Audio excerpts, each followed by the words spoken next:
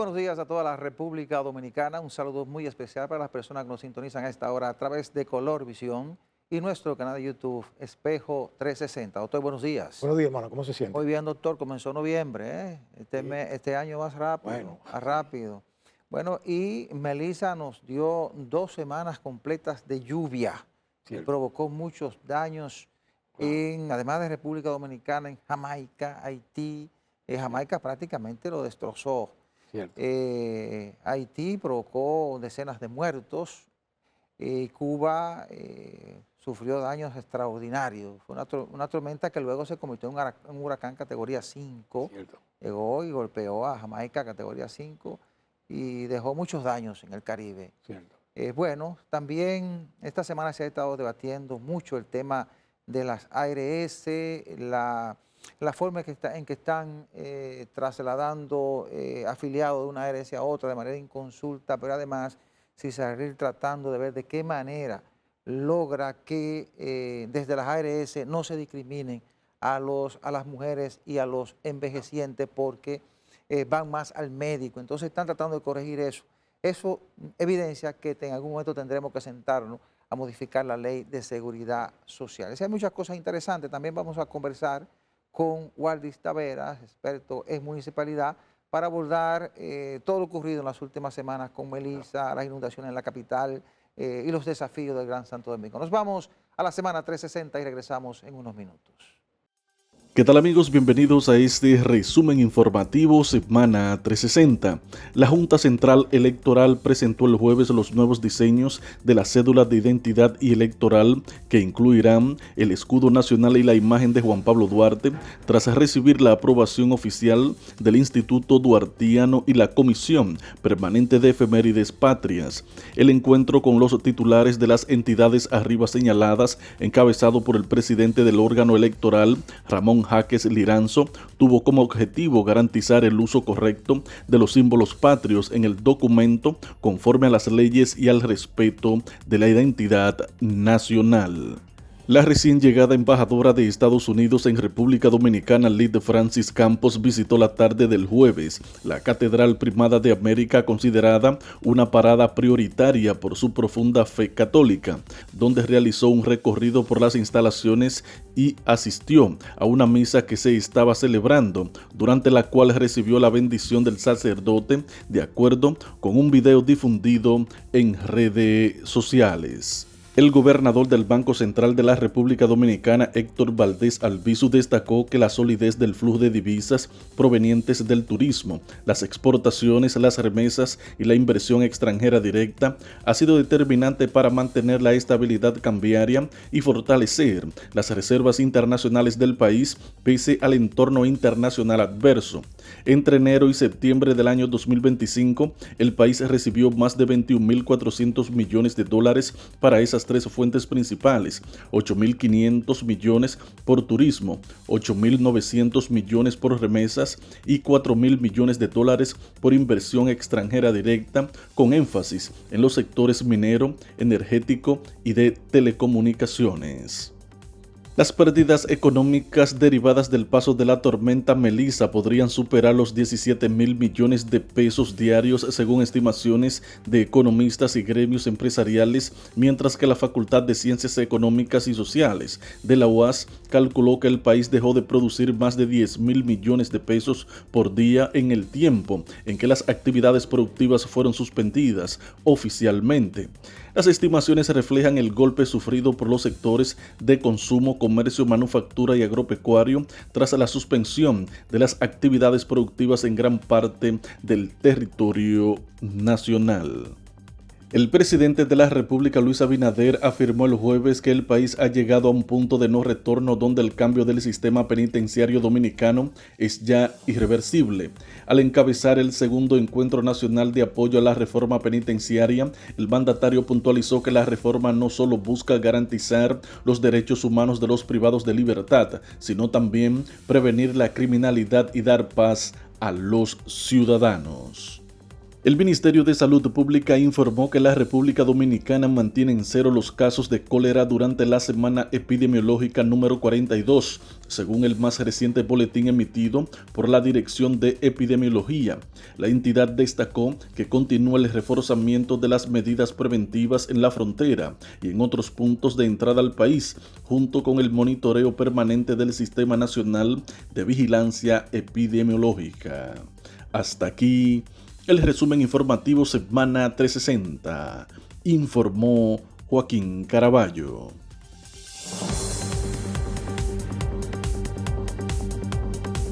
Aunque hemos tenido una temporada de huracanes muy activa, nosotros en esta zona del Caribe no habíamos sido afectados como en las últimas 2 semanas, pues nos impactó o sentimos los efectos de la tormenta Melissa, luego convertida en huracán categoría 5, que provocó graves daños en República Dominicana por las inundaciones, los deslizamientos de tierra, destrucción de puentes, los daños a los acueductos, a la agricultura.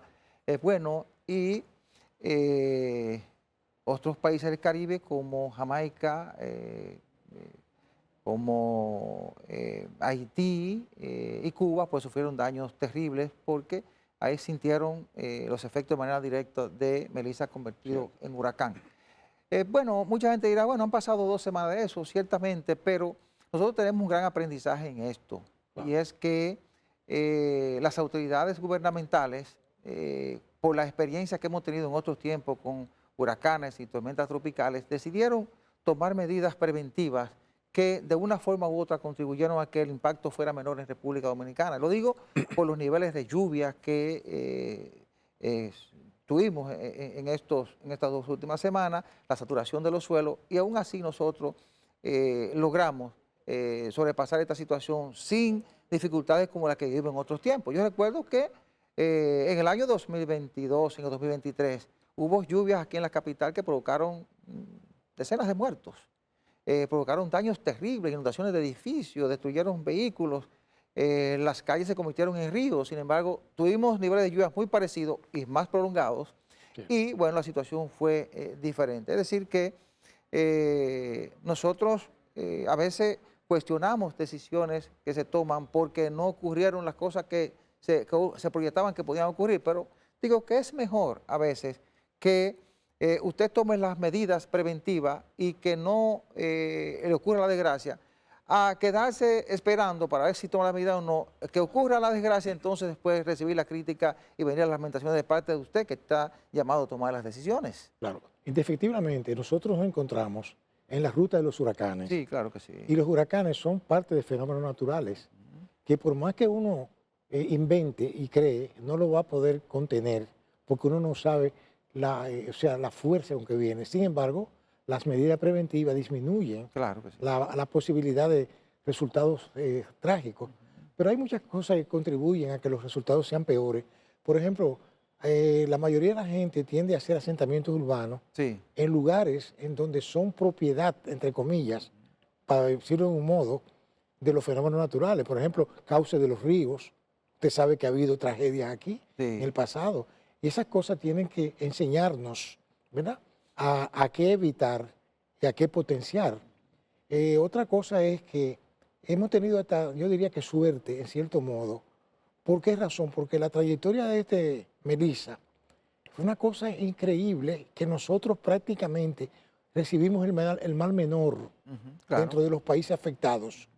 Porque era un huracán tan poderoso, según uno ve en las imágenes satélites, que, por ejemplo, causó estragos en Jamaica, sí. Un desastre. En Cuba. En Haití. En Haití tiene una situación crítica, exacto, las condiciones que muy vulnerables, personas que son muy vulnerables, exacto. Y eso Claro, pero nosotros hemos avanzado bastante en el aspecto preventivo, sí, y tenemos organismos que uno no los veía. Antes lo que había era defensa civil y ya. Bueno, lo que pasa es que aprendimos la lección de George, el huracán George. Claro. Después de 1998 no existía el Centro de Operaciones de Emergencia. A partir de ahí, en el gobierno de Hipólito Mujica se creó una estructura que hace las proyecciones del lugar, las planificaciones y toma las medidas preventivas para evitar situaciones peores. Pero usted mencionó a George y realmente me trajo recuerdos muy, muy negativos, Sí.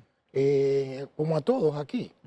Pero entonces ahí aprendimos también, yo, la importancia de las comunicaciones veraces y a tiempo. Claro. ¿Ves?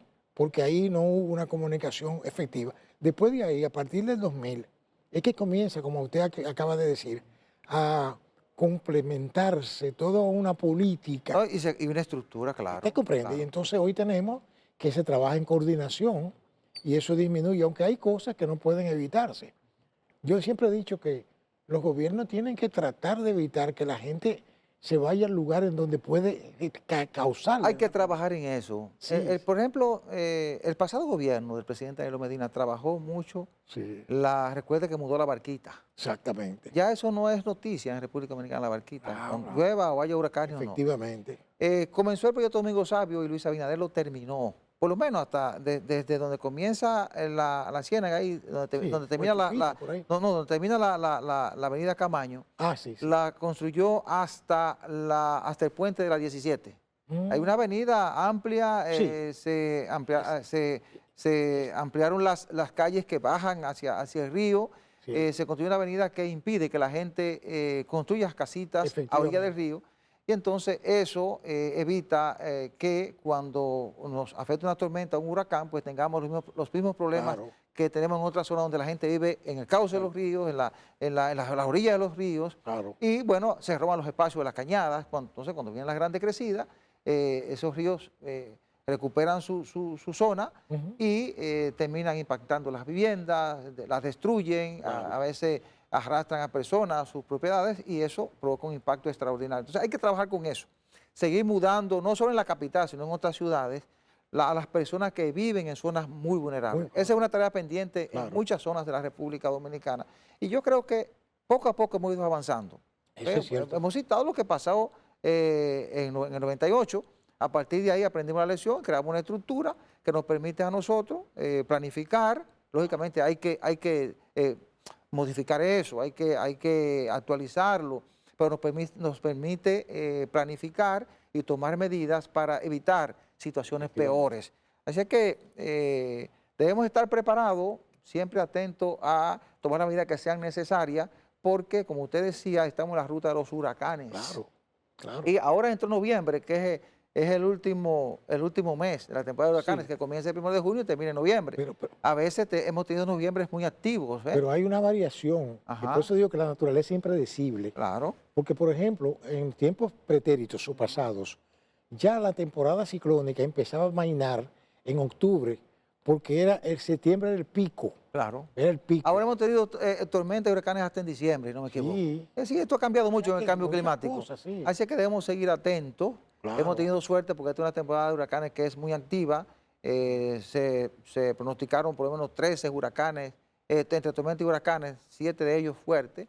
Y hasta ahora solamente hemos tenido los efectos de lluvia y viento de una tormenta que pasó bien lejos de República Dominicana, pero que causó un poco de daño. Pero que todavía falta 30 de diciembre, que es cuando culmina. No, 30 de noviembre. Perdón, de noviembre, es cuando culmina. Es así.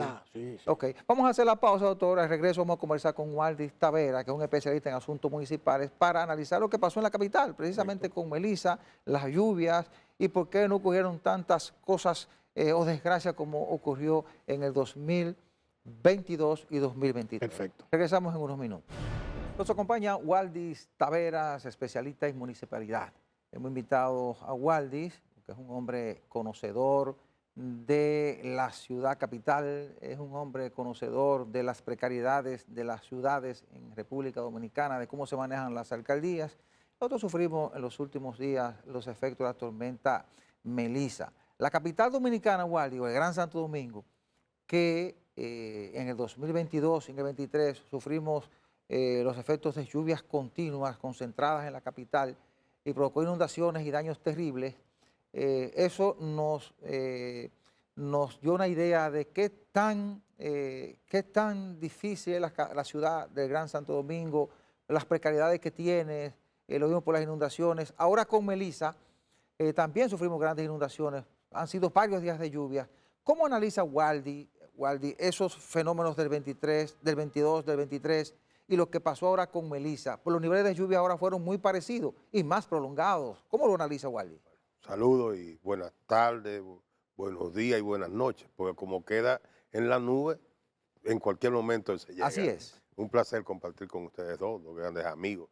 Mire, con lo que pasó con Melissa, tenemos que verlo también de la parte positiva que tiene. Tú señalabas que cayó muchísima más cantidad de lluvia en mayor tiempo, pero obviamente la cantidad aumentó significativamente con relación a los 2 años anteriores. Y los efectos en términos dañinos fueron insignificantes con relación a lo que fue el 22 y el 23. Ahora, ¿por qué sucede eso? Lo que pasa es que la ciudad de Santo Domingo tiene un abandono prácticamente desde mitad del siglo XX. Nuestro drenaje pluvial es pobre, deficiente. El más fuerte, el mejor, que es de 1502, de cuando Bando está trabajando la ciudad, que hace el drenaje pluvial de la ciudad colonial. Luego se prolonga un poco para el drenaje pluvial de lo que hoy es Ciudad Nueva. Y uno de los mejores drenajes que tiene la ciudad después de la zona colonial es Gascue, que se hace dentro del marco de la dictadura de Trujillo, se desarrolla Gascue. De ahí aquel libro de Víctor Grimaldi, Sí. El barrio de los amigos de Trujillo, algo así. Sí, de esa. Y luego teníamos mucho drenaje en lo que fue Naco, que originalmente fue concebido como una zona residencial. Y ahí había un buen drenaje que se ha ido alterando, porque se ha ido alterando el uso de suelo y el aprovechamiento.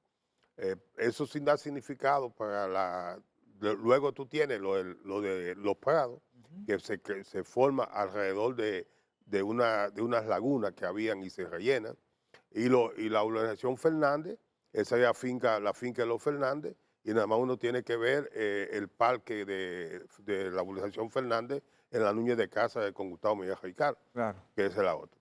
Entonces, ¿qué pasó en la capital en esta época? Bueno, pasada la tormenta del 2024, el presidente le asigna unos fondos extraordinarios al ayuntamiento del distrito, específicamente para manejar el aspecto del drenaje pluvial, y con el levantamiento que se había hecho de lo que fue 22 y 23 y 24, se hicieron pozos filtrantes, se establece una nueva política de limpieza de los invernales, y eso reduce los impactos de las inundaciones.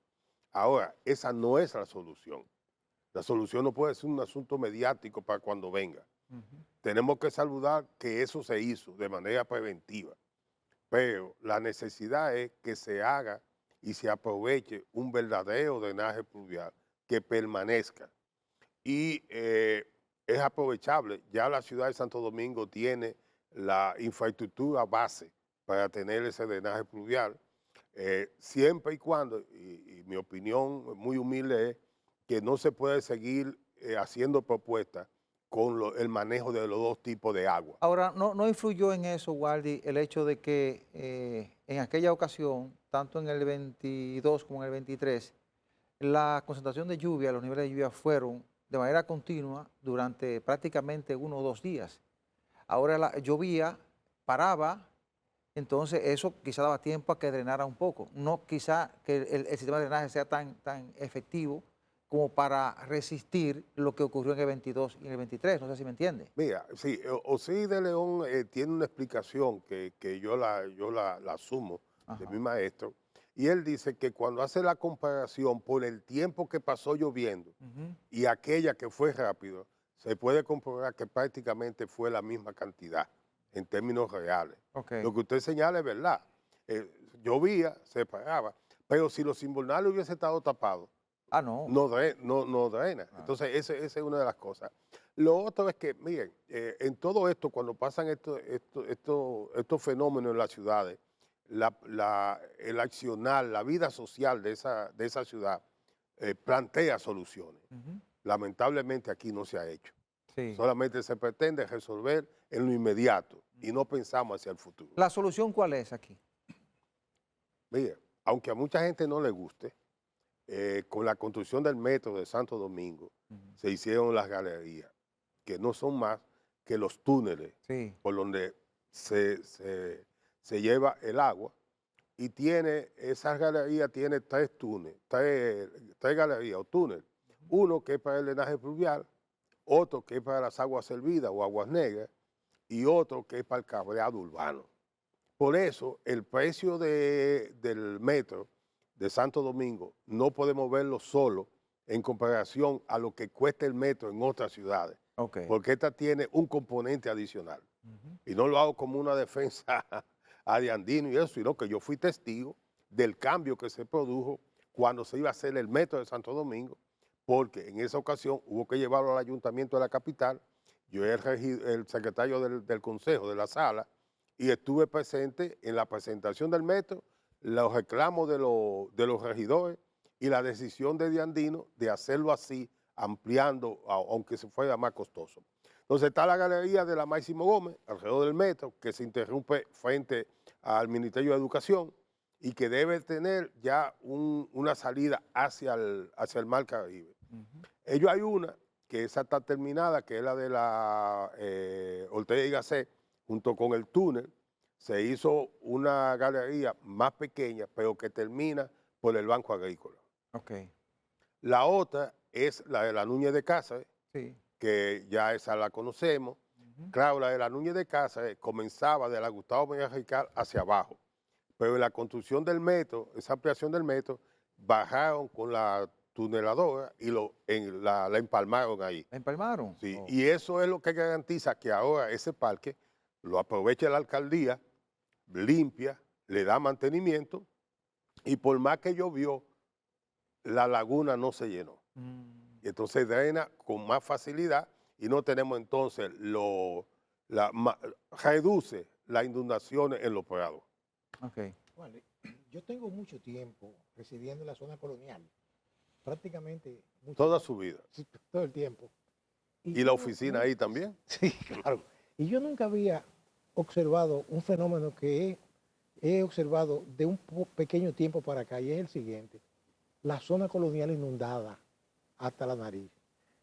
¿Tú me puedes explicar a qué tú crees que se debe eso? ¿Cuál es el problema que ha habido ahí? Mira, es un privilegio, doctor, compartirlo con usted, porque usted ha vivido todo el tiempo ahí. No sale de ahí, porque es su casa y su oficina ahí mismo. Claro. Entonces, mire, ¿qué pasa? Recuerde, y como usted vio ahí, que cada vez que llueve, de la parte de la Mella hacia abajo, todo lo que es la calle Belel, igual que la Duarte, baja los caños de agua, pero eso quedaba, la de la Belel, se quedaba ahí por donde está la barbería, en la Mercedes. Sí. La de la Duarte, cerca donde mataron a Goyito, ahí está el parque. Entonces, eso tenían unas rejillas anchas, de hierro, bastante amplias. Correcto. Y la galería de la época colonial todavía permanece ahí, que se hizo medio a medio a la vía. Exactamente. Entonces, donde comienza, donde iba la rejilla, cambiaron el sistema. Eso tenía una apertura de unas 18 pulgadas y los que estaban reconstruyendo ahí pusieron unos tubos de 4 pulgadas. ¿Los redujeron? Al reducirla. Claro. Y también eliminan los contenes y las calles te las hacen planas. Ese tipo de calles planas son normales y son compatibles con ciudades donde no haya mucho sistema de lluvia. Eso es posible. Pero en ciudades muy lluviosas, entonces tenemos que tener contenes para luego ir a la acera. Al hacerla así de manera plana, entonces el agua no recibe la presión para salir. Y ahí está la inundación. Y lo lamentable de eso es que para poder resolver ese problema va a tener que volverse a gastar. Los que lo hicieron no tenían la visión de Obando, porque cuando él comienza a construir la ciudad, los historiadores hablan de que comenzó en agosto. Y antes la lluvia venía aquí entre julio, agosto y septiembre. Lo que se presume que en esa época Obando vivió eso y le dio solución a eso. Y hay un drenaje que se interrumpió, que iba bajo tubería y caí en el río Sama. Pero ese se interrumpió cuando se hizo la avenida. Antes caía directamente al muelle que era que estaba ahí. A mí me da pena lo de la ciudad colonial, porque es una vergüenza. Y bueno, reivindicar a Obando, alguien diría, bueno, pues eso es antihistórico. Bueno, pero esa es la verdad. Y luego tenemos otra galería que es la de la Luperón. Esa pasa por debajo y me preocupa. Y voy a preguntar en obras públicas, voy a tratar de ver cómo los ingenieros de ellos o don Eduardo nos explica, si en las excavaciones que están haciendo han alterado esa galería, que venía desde el 9 hasta el Ministerio de Medio Ambiente, que está ahí.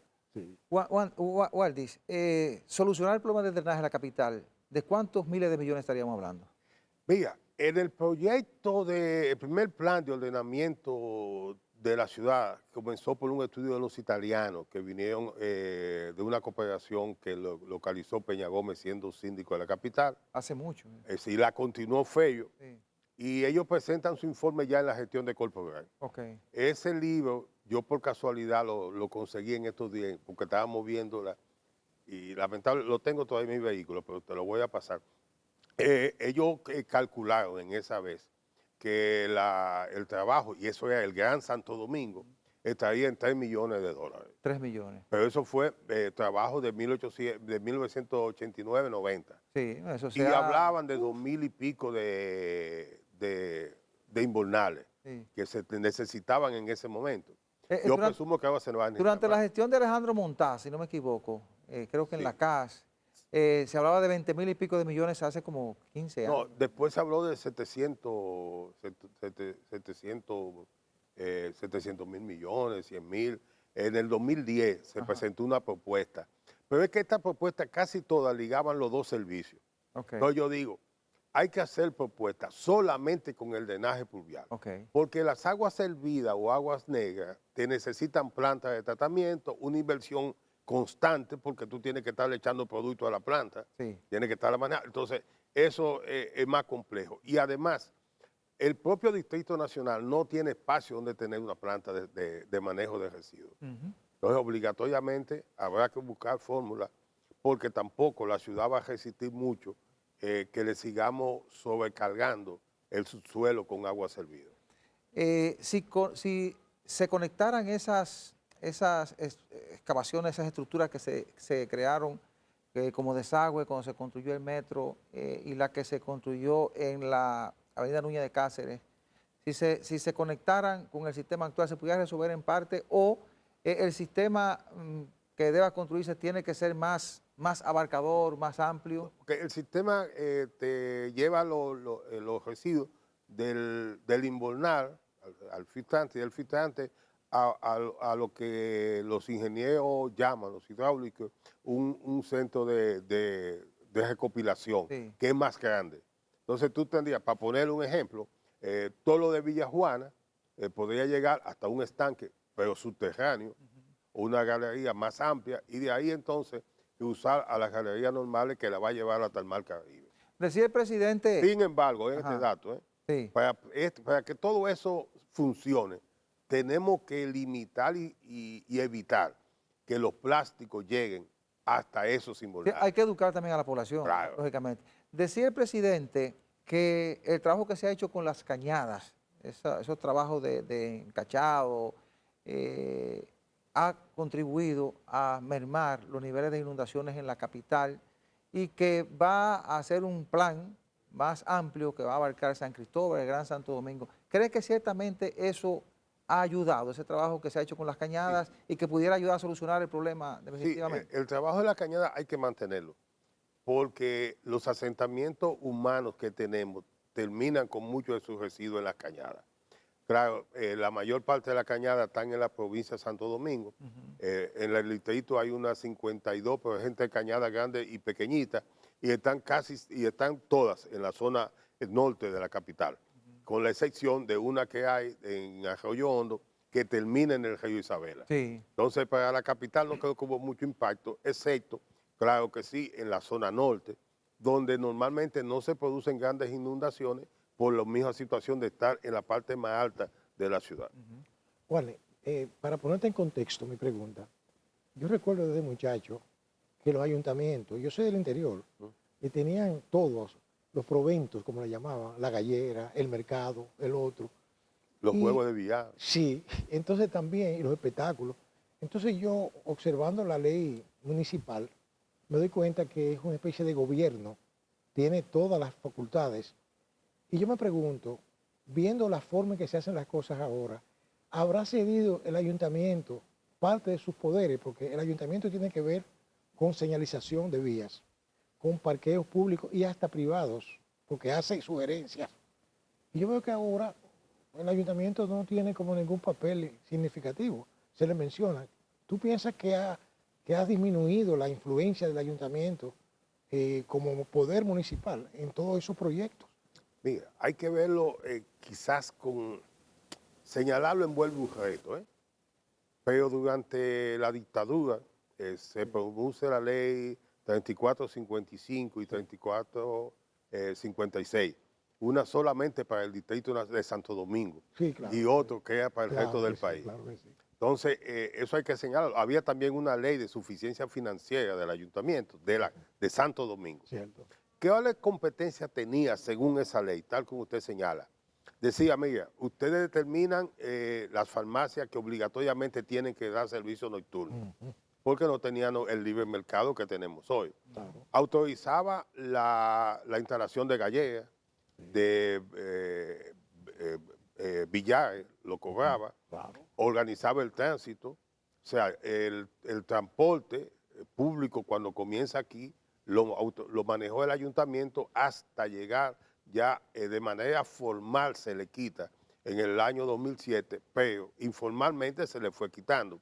Tenía el agua, el acueducto era de cada ayuntamiento, se le comenzó a quitar esa facultad en 1973 cuando se crea la casa. Entonces lo que pasa para la capital se comienza a reproducir en el interior. Entonces después vino la Cora de Santiago, la de Moca, la de La Vega, la de La Romana, la de Boca Chica. Entonces se pierde la institucionalidad. Yo creo que, bueno, con la creación del Intran le quitan una serie de competencias y se produce lo siguiente, que con la ley del 2007, muchísimas de las facultades del ayuntamiento, en su área de deporte, de educación, de cultura, de manejo de las aguas servidas, pasan a ser competencias coordinadas. Entonces, para usted coordinar, tiene que estar de acuerdo las dos partes. Y en el país no hay cultura de coordinar, porque en el 90% cada funcionario público quiere hacer él solo la actividad, para que ese sea un logro personal. De ahí el personalismo que tenemos y no el trabajo en conjunto como nación. Y entiendo que incluso ahora, en este momento, se está discutiendo si al final los ayuntamientos van a perder también la competencia sobre las autorizaciones de uso de suelo. Cuando se pierde el uso de suelo, se pierde la razón de gobierno local. Mi conclusión es que aquí no hay gobierno local, aquí hay una administración local. De ahí que el presidente interviene de muy buena fe en apoyo al ayuntamiento porque ha perdido su facultad de recaudación. Entonces, el gobierno... Depende del Ejecutivo en gran medida. Pero el que gobierna tiene que recibir fondos para poder gobernar. Y cuando lo recibe de otro, entonces no es un gobierno, tiene un papá bajo la paternidad. Waldy, pues vamos a la capital o al Gran Santo Domingo. En el Gran Santo Domingo, el problema de los desechos sólidos siempre ha sido noticia. En los últimos tiempos observo como que hay un mayor control del manejo de los desechos sólidos. ¿Qué está ocurriendo? ¿Tenemos mejores alcaldes? ¿Hay, qué sé yo, mejores empresas contratadas? ¿Qué está ocurriendo? No, mira, en el caso del distrito se produjo un método distinto de pago por el servicio. Antes de llegar a Carolina se pagaba por tonelada o por viaje de un camión, que tú decías, es un camión de 10 toneladas. Sí. Entonces, cada vez que el camión pasaba, Duquesa te decía 10 toneladas. Carolina cambia el modelo y le dice, mire, empresa, usted me va a recoger todos los residuos de construcción, de la poda de árbol, todo. Desde la calle tal hasta la tal, desde el norte tal calle, al sur esta, al oeste y este, tenga. yo le pago una cantidad fija de dinero y usted me lo mantiene limpio. ¿Qué ha representado eso? ¿Funciona mejor así? Claro, el ayuntamiento, primero, no hay excusa para que no se recoja. Y segundo, el ayuntamiento garantiza que no tenga que sobrepagar porque tú estés limpiando en tu casa, construyendo, y ven el camión y meta los residuos de construcción que pesan más y se lleva el camión a Duquesa lleno de residuos de construcción. Y entonces te economiza también. Por ejemplo, el ayuntamiento de la capital tiene, a partir de la gestión de Carolina, un gasto de menor de casi 20 millones de pesos mensuales con relación a lo que se pagaba antes por tonelada. Entonces, eso ayuda. Ahora, hay otro problema en la capital y este sí no lo ha podido resolver esta gestión. Y este también es un problema mayormente en la capital. Porque, y en Santo Domingo Este, los asentamientos humanos informales que tenemos están entre grandes avenidas. Por ejemplo, la de los kilómetros, que comienza después de Honduras hacia abajo, o si tú quieres de la Núñez de Casa hacia abajo, tú tienes entonces unos sectores que son marginados, con callecitas pequeñas, casas pequeñas,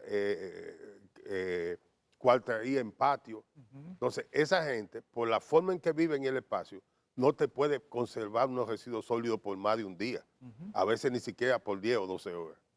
Y ellos, la mayoría, lo que hace es que, como son gente que sale por la mañana a buscar la comida diaria del día que viene, cuando llegan, preparan la comida, la cena de ese día y la comida del día siguiente que se van a llevar.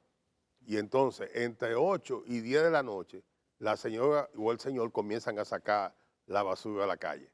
Por eso todo lo que se levantan temprano, como usted, que sale temprano para ir a hoy mismo a la Super 7, usted va a encontrar siempre en la mañana mucha basura, que usted no la ve cuando va a su casa en la noche. ¿Cuál es el principal desafío que tiene no solo la capital, sino el Gran Santo Domingo? Para mí, el aseo urbano. Sí. Segundo, resolver el problema de la contaminación del subsuelo. Ajá. La gobernanza sobre el uso del suelo, para no anarquizarlo, especialmente Santo Domingo Este, y el drenaje pluvial. Y en alguna otra medida, la iluminación pública. Con excepción del distrito, que tiene una política de parques y plazas, en todo el Gran Santo Domingo necesitamos plazas y parques para que los ciudadanos tengan dónde ir, especialmente esos que no viven en asentamientos humanos formales, que tienen una urbanización con un parque y cosas. Y como eso no lo tienen, eso. Y el gran reto del distrito es tratar de conseguir espacio para tener espacio público, parques y plazas en la circunscripción 3, que es la más pobre, pero tiene la ventaja de que ahí la mayoría de la propiedad, la mayoría de la gente no es dueño de esos terrenos y que eso pudiera ser recuperado. Para mí esos son los grandes retos. ¿Y Duquesa qué representa todavía para el Gran Santo Domingo? Mira, Duquesa tiene en estos momentos, representa un grave problema de alarma. Duquesa hasta hoy se está manejando bien, no hay incendio, pero el trabajo de los lixiviados están ahí. En Duquesa se ha invertido mucho dinero en estudios, cuando ya todo está estudiado.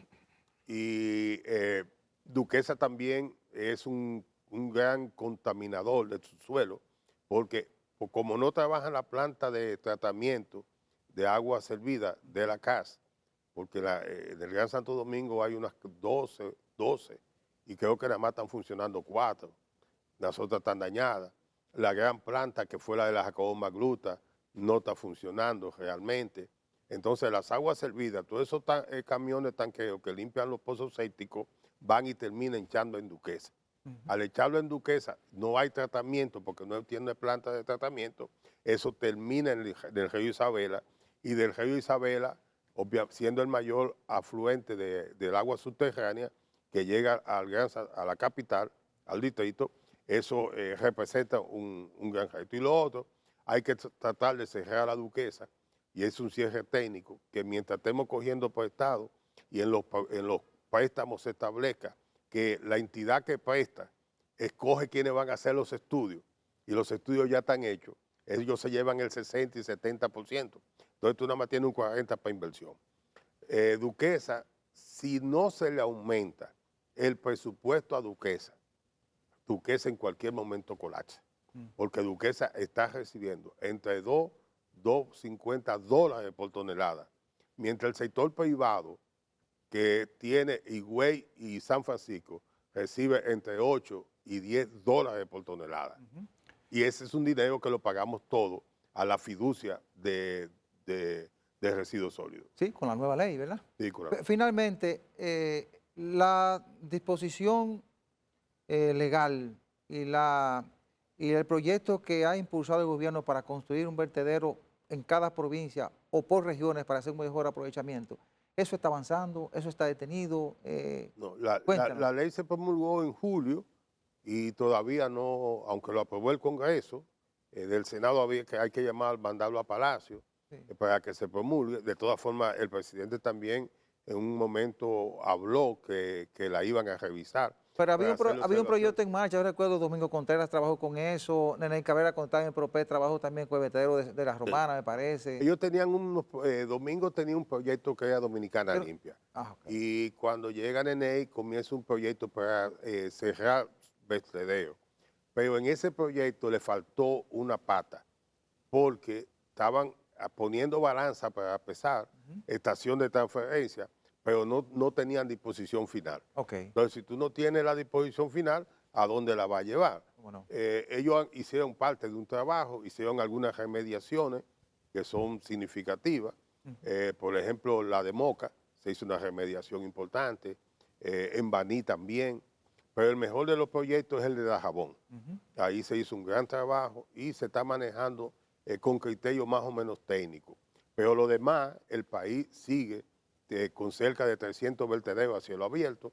Si le da una vuelta al lago Enriquillo, sin duda todo el que ama la naturaleza le da un infarto, porque cada 4 kilómetros encima del lago tú tienes un vertedero. Entonces, yo tengo esa perspectiva. Ojalá que ese equipo que está ahí en Duquesa lo preserven por algún tiempo y que le faciliten recursos.